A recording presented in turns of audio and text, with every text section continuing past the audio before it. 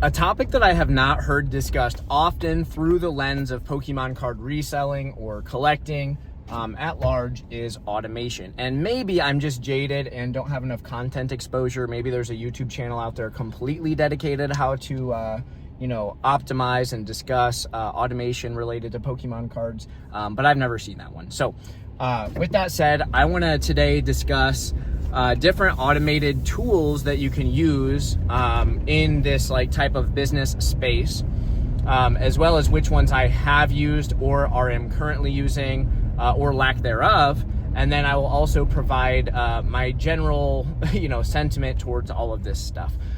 So AI at large and data centers and all the associated topics have been heavily on my mind lately, for a couple of reasons that I'll discuss later in the video. But let's start off with something that you might be able to glean insight from to grow your business, because that's the primary use case for this channel. So there are multiple tools that I have used through both Pikachu collectibles on eBay, my eBay store reselling cards, as well as geminspectorllc, which is my pre-grading service that I offer, linked in the description below. So regarding just general reselling, some things that I have utilized are various card uploading tools, where you just upload images of the cards that you want to list and it generates the listings for you, and then you do pricing checks or whatever, add pricing information. That is a pretty low-hanging fruit in my opinion, and I can see the use case for something like that. Again, I'll talk to you later in the video about the extent to which I'm utilizing these things or have in the past. Another mechanism for automation is simply just research. So you can do market research, gleaning insights on various sell-through rates, analytics, and it can be a little bit faster than just going to sold listings on eBay sometimes. And then also just gaining information on various cards. Again, I'm just saying what's possible to you, not necessarily what's optimal. And then through geminspector, pretty limited use case there. I did interact with AI to kind of brainstorm ideas for my logo and stuff like that. But as far as hands-on pre-grading, that's all me. So that's all manpower. Now in today's world, currently, as of the last, I guess probably month and a half or 2 months specifically, I have elected to not utilize any of those automated tools any longer. So far as I see fit, I want to mention two things before I dive any deeper into the video. Number one, this is not a political narrative at all. I'm very apolitical. I have voted on both sides of the aisle, and in between third party stuff. So not at all is this influenced by that type of opinion. Also, I don't though I'm about to tell a bunch of reasons why I'm not choosing to use automation, I do not dislike anybody or frown upon you for doing that. So there's not intentionally judgment baked into this narrative. So take that with a grain of salt. But I do know that a friend of the channel, Danazard TCG, mentioned, when I alluded to making a video on this topic, he mentioned that he would probably do a reaction video or some kind of response to it. And he's an individual who has quite a lot of hands-on experience in the AI industry, as well as developing some quite impressive tools. So I'm sure that he'll be able to fill in some of the gaps that I leave in my discussion on this topic, and I look forward to it. So if you're watching this from his channel, be sure to like and subscribe, show some love. So as far as it goes with the card uploading tools, I'm sure that technology will get better, and perhaps it already has since I stopped interfacing with it. But it just wasn't getting the job done in exactly the way that I had hoped at the time that I tried it. I have a very particular title structure. I have very particular item specifics, and I like to fill out as many as possible, including ones that don't just have simple drop-down menus.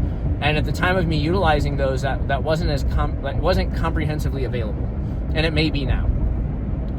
In terms of the research, I tried testing a few different AI platforms, namely Gemini and things like that when I say platforms or software. And it's on all of your face value, low-hanging fruit stuff, it was pretty reliable. But when we got into a lot more niche stuff, I was inquiring about various test prints and things of that nature, I got some incomplete information, and that wasn't super duper helpful. And then also regarding like the logo development. And then also I should mention like thumbnails for this YouTube channel. I've utilized AI generated thumbnails here. And I've gotten mixed reviews on that. Like I've had some where the feedback is this looks like it was made by a professional, it's well done. And in those cases, it was a product that was far beyond something that I have the means to produce based on like my skill set in that department. In other instances, I literally had hate comments on my video specifically about the fact that I used AI to generate the thumbnail. And people, like, it could have been like the best, most informative video on the planet. Like, here's how to make $1 million in Pokemon cards today. And people clicked the video, hated on the AI image, and did not actually consume the content. So that was a little bit off-putting. And then also like the argument of like, hey, this is probably something you could have, in some cases, it was a product that I could have made in like 5 minutes on Canva. So that's what I've elected to do since then. With that said, all of this comes from a couple of places. So number one, like the primary use case, and I will admit the fact that probably there are businesses in this space that will grow faster than me because of their utilization and efficiency with AI tools. So I'm not jaded to that. And also this might, I know I'm flirting with a topic that could make me sound a little bit kooky, so I'm trying to keep it all like grounded. But I'm not jaded enough to say that like I'm gonna outcompete people using AI. I don't think that's the case. However, I know how to work hard, and the primary use case for AI is like expedited work, right? So you can gain efficiency in the work that you're doing by using AI to speed things up, or in some cases do the work for you. With that said though, it's like I come from a background of like blue collar workers. I come from like weightlifting and Brazilian jiu-jitsu and all these things where like you have to put in the mat time, like you have to put in the work to gain the skills. And I have the skills. And with that said, like just in terms of like life right now, it's incredibly full. I'm running 2 businesses that both are generating like an amount of revenue that I'm impressed with currently. I also work full-time as an educator. I have, a double-digit amount of online clients that I coach nutrition for. And then I'm also raising 2 sons with my wife, and I have a rural property to maintain. And so right now, a light workload week looks something like 55 or 60 hours. A heavy workload week looks something more like 70 or 75, and I would say the average is between 60 and 65 hours a week. Now, there are plenty of people in the world who are working that amount of hours per week. I'm not denying that either, and hats off to those folks. That is a lot. With that said, it's like I still have time to train jiu-jitsu twice a week. I'm coaching a class every week. I am a good father. I'm active in my children's lives. I'm a spouse that is a provider, and I'm like emotionally present for my wife. I have like a well-maintained property. Like I have time for all the stuff that I want to do for the most part. Like I can't sit there and doom scroll TikTok, but that's probably healthy anyways. And also, I have started watching the One Piece anime again, picking up where I left off a year or 2 ago. And it's like I don't have the time to watch like 10 episodes a day, but like the argument being, is it healthy even to do that? So it's like I have time to do all the things that I'm doing, including all my businesses and stuff, and living a stable life that has I have friends and stuff like that in the real world and whatever. So it's like I have time. So like what do I don't know. I don't necessarily have the need for an AI like automated tool to do that work for me because I'm managing it well. And it just comes from like time management skills and actually committing to do the stuff. So there's that. That's like the more superficial rationale. But then like this one again flirts with like kooky land, I guess. But I'm just going to be pretty candid about where I'm coming from. So I live near an area that is being directly impacted by a nearly 1,000 acre data center build. And so initially, again, trying to avoid like partisan political discussion, but like I directly witnessed a lot of very shady back end stuff to get this thing rolled out as quickly and discreetly as possible, to the tune of like, the city council approved this project, and then they held like a public you know, open speech session, basically for people to whine about it. And with that said, there was like 2 or 3 sessions, and hundreds of people showed up for these things, and were speaking out against it in this community, our community, to the point where they actually had to like shoo people away from these meetings who still were waiting their turn to speak out against them at every single session. But nothing changed. And then obviously like a large petition, nearing like four figures worth of signatures. Again, and this is like a pretty small community, but there's a petition of like, 4-digit signatures. Many of the same people are reaching out to like all of the associated like natural resource departments and environmental agencies in the area and speaking out against this stuff, and nothing is changing. And it's just really weird. And generally I would say that like, again, like I'm speaking out against this type of stuff, which probably makes me sound like a little left-leaning politically, but like I am a person who, I enjoy the Second Amendment and have for many, many years. I grew up in like a rural environment, hunting and fishing, and I still do all those things today.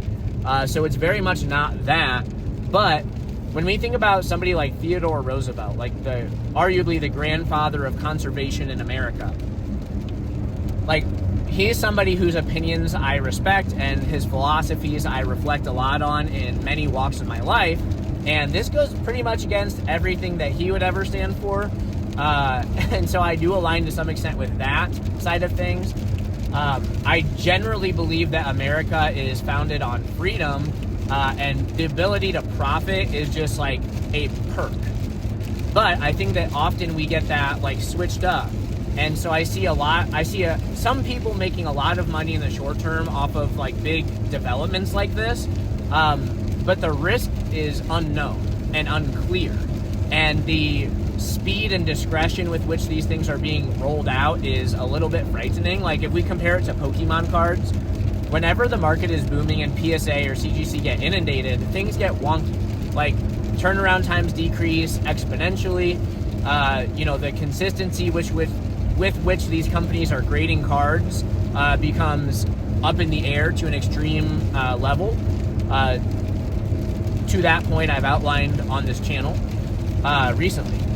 And then also like PSA is even like shut down. So these are all like adverse effects in response to dramatic increase in demand, which is arguably what we're seeing in the world of automation, like a dramatic increase of perceived demand. And so I've elected to stop using AI. I even like have different browsers on my phone. Like I use Vivaldi instead of Safari, because it doesn't give you like the option to have like an AI overview even.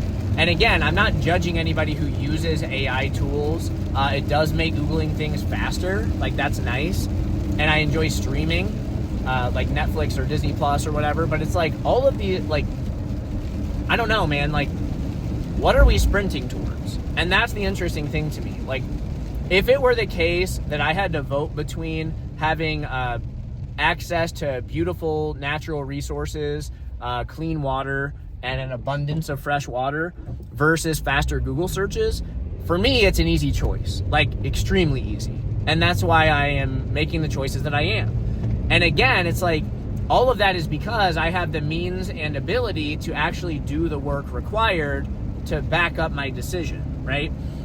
And so you hear about, like, I've heard direct case reports of people who live within a mile range of a data center, by example, in a rural community, and their well dries up. And it's like, whose responsibility is that? Because the average household in America, and I do think this is a time of like vast abundance and opportunity. Like I'm talking to you as a person who has changed his financial situation for his family by selling stinging Pokemon cards, right? Like I firmly believe there's a lot of opportunity out there. But statistically speaking, the average American doesn't have access to respond to like a $500 emergency. And so what do you do if a well dries up? Like that's a $30,000 event to get a new well dug out and everything like that. And like assuming that there's no other complications along the way. That's not cool. And then people's homes being displaced because of this. and property values decreasing in the immediate surrounding area. Like, these are all life-changing events for the average person, and none of that is being considered in a serious way as far as I can tell, and that's off-putting. I don't like that.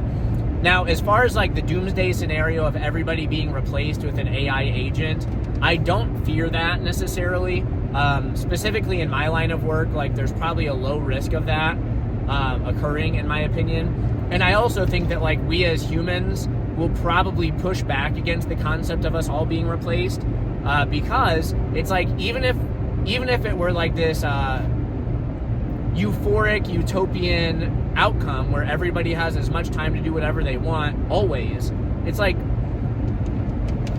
people need purpose in order to live a life with fulfillment, right? And a lot of people get their purpose from work.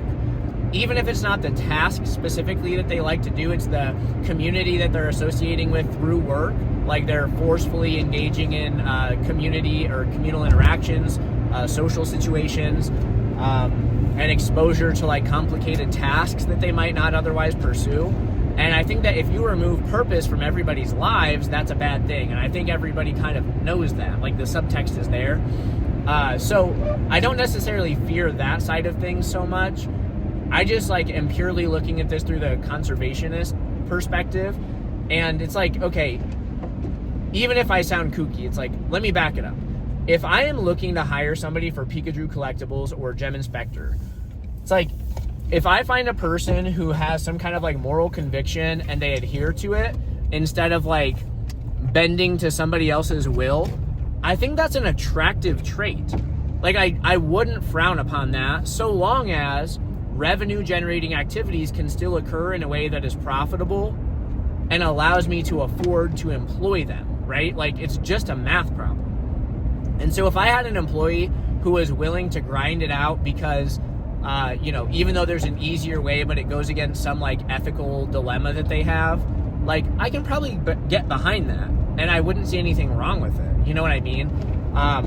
So what if they have to jump through an extra couple of hoops? If they're willing to do that work, then who am I to stop them? I see that as an endearing quality. And that's kind of where I'm coming from with all of this. And I'm not trying to take like a moral high ground stance. I don't disapprove of people's general application of these types of things.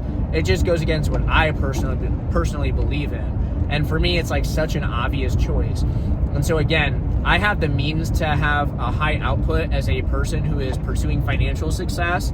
And so I don't necessarily think that I have the need to rely on these automated tools, even though they might save me a couple minutes here and there, and also like scale that over the course of a year, and it turns into probably many hours worth of time. But again, it's like, I feel a great deal of fulfillment and satisfaction, and I enjoy doing work, and the work that I'm doing is purposeful and is generating money. So that's just kind of where I'm coming from. Again, hopefully if Dan Hazard responds to this video, he's able to provide some insights. I'm pretty against like people's opinions and voices not being heard. I'm pretty against depleting natural resources. And also, here's this, like, I wouldn't be as opposed to this stuff if there's a better way to like cool these systems. You know what I'm saying? Like, there's an abundance of salt water. Is it not possible for us to utilize that resource? There is a literal vacuum right above us in outer space. Like, that's really cold. Is there not a way to utilize, you know what I'm saying? Like, why are we depleting fresh water? I think the implications of that get really weird really fast. And so that's just kind of where I'm coming from. And I'm not just talking the talk, I'm trying to walk the walk, even though, again, it goes against my best interest. So once again, I know this video might be a little bit odd or come out of left field, but that's where I'm at. Thank you for watching, and I'll see you on the next one.